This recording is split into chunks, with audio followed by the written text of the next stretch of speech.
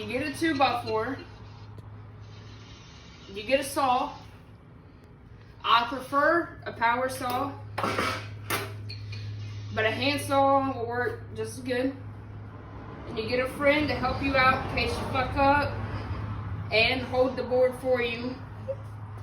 And then you just like whatever feelings you're feeling, whatever aggression you got, you just fuck it out. Should you have shoes on or no? Steel toe. Steel toe boots would be best. But I've been doing this for a long time, so I know what I'm doing. All right. But if you're new to this, it's a tutorial, so steel toe boots, like what you got on. Got it. And then just fuck it out.